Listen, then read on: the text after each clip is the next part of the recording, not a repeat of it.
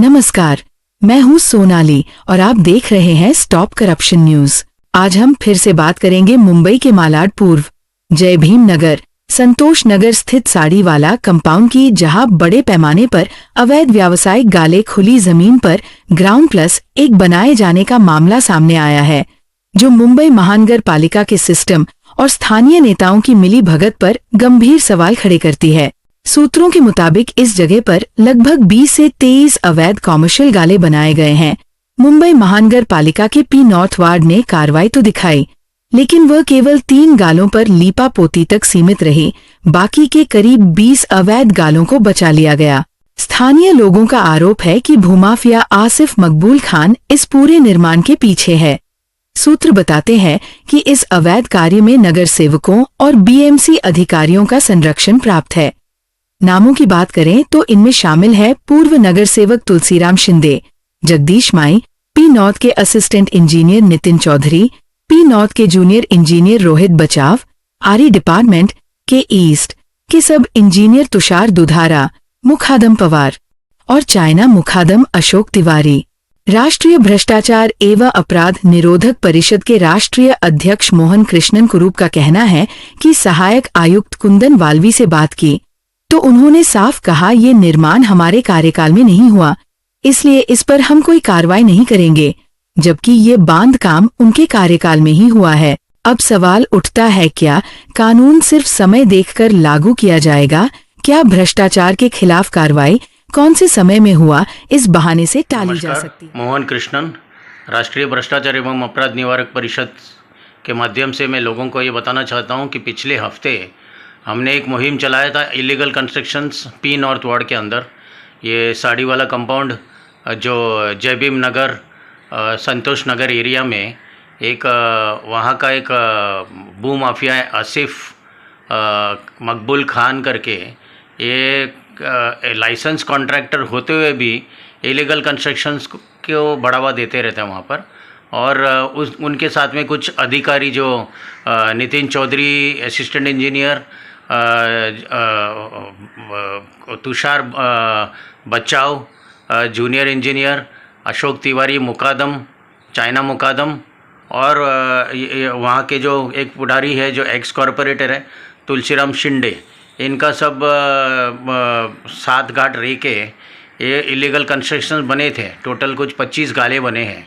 अभी हमने इसको विषय को जब छेड़ा और हमने जो ट्विटर पे माध्यम से और ईमेल से डिप्टी म्युनिसिपल कमिश्नर विजिलेंस को सब मैंने जांच बिठाया, तो उसमें प्रशासन हरकत में आके उसका 3 दिन पहला डिमोलिशंस हुआ। टोटली मॉक डिमोलिशन था, सुपरफिशियल डिमोलिशंस वहाँ पर हुआ। 3 गाले को ऊपर से तोड़ के गए वो लोग, और अभी फिर से वो कंस्ट्रक्शन, मुझे विश्वसनीय सूत्रों से मालूम पड़ा है, फिर से वो कंस्ट्रक्शन वहाँ पर बना हुआ है। और ये इन लोगों ने इसमें 25 गाले के अंदर सिर्फ 3 गाले के ऊपर हथौड़ा मारा। बाकी का गाला वार्ड ऑफिसर का ये कहना है कि ये गाला जो है पुराना वार्ड ऑफिसर के टाइम पे बना हुआ है। मुझे समझ में नहीं आता है कि नया कोई बीएमसी का रूल आया है क्या? ये लिमिटेशन पीरियड में यहाँ ज़्यादा police, Mumbai police limitation period में काम करता है, कोई हर ऑफेंस के ऊपर एक लिमिटेशन पीरियड रहता है। वैसा बीएमसी में भी आया है क्या कानून? 351 का नोटिस देके, स्टॉप वर्क नोटिस देके आगे का कार्रवाई करने में क्या प्रॉब्लम होता है वार्ड ऑफिसर को?